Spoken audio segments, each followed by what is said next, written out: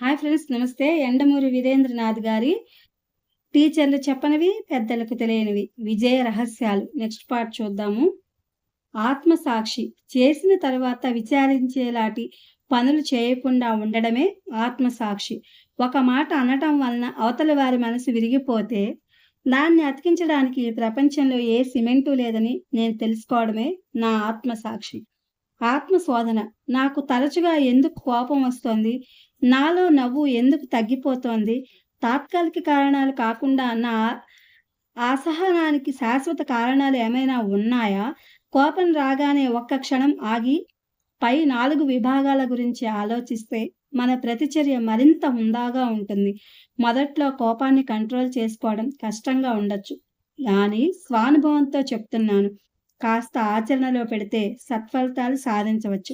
ప్రతి వ్యక్తి తన దగ్గర ఒక అదృశ్య సూట్ కేసులో ఉంచుకుంటాడు. తన దుఃఖం, చిరాకు, ఓటమి, ఈర్ష్య, అసంతృప్తులని అందులో పెట్టుకుంటాడు. అది పూర్తిగా నిండిపోయి ఉన్నప్పుడు ఏమాత్రం ఒత్తిడి వచ్చినా కోపం రూపంలో అది బయటపడుతూ ఉంటుంది. తన కోరిక తీర్చుకోవడానికి కోపాన్ని ఆయుధంగా వాడడం ప్రారంభించిన పిల్లవాడు క్రమక్రమంగా వయసు పెరుగుతున్న కొద్దీ బయట ఒత్తిడిల వల్ల తరచు చిరాకులకు లోనవుతాడు. తనకన్నా తన స్నేహితులు జీవితాన్ని బాగా ఎంజాయ్ చేస్తున్నారని అసూయగా ఉండడం, తన తల్లిదండ్రులు తనకి అన్నీ కొనిపెట్టడం లేదన్న కసి, తాను అనుకున్న కోరికలు తీరకపోవడం, చదువులో తనకన్నా కొందరు విద్యార్థులు ముందుండడం, తన చదువు పట్ల తల్లిదండ్రుల అసంతృప్తి తనకు తెలియచేస్తూ ఉండడం, ఇవన్నీ అంతర్గతంలో అలజడికి లోను చేసే విద్యార్థి కోపాన్ని పెంచుతాయి. తల్లిదండ్రులు తమని తరచు ఇతరులతో పోల్చడం విద్యార్థుల కోపానికి గురిచేస్తుంది.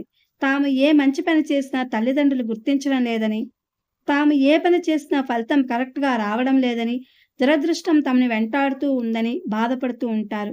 ఈ భావం నుంచి బయటపడడానికి ఒక్కటే మార్గం. ప్రతి రంగంలోనూ మీతో పోటీ పడేవారు కొందరుంటారు. మీకన్నా ముందున్నవారు కూడా ఉంటారు. అది వారి అదృష్టం కాదు, మీ దురదృష్టం అంతకన్నా కాదు.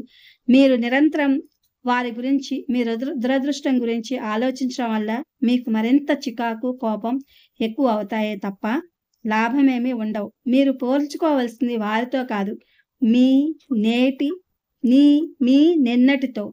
నిన్నటి కన్నా ఈరోజు మరింత జ్ఞానవంతంగా, మరింత ఆనందంగా ఉండడం కన్నా మనిషికి కావాల్సింది మరేమీ లేదు. దీన్నే TY today minus yesterday concept అంటారు. కోపాన్ని తగ్గించుకునే ప్రక్రియకి డాక్టర్ రాబర్ట్ నజ్మే ఆప్టిట్యూడ్ థెరపీ అని పేరు పెట్టాడు.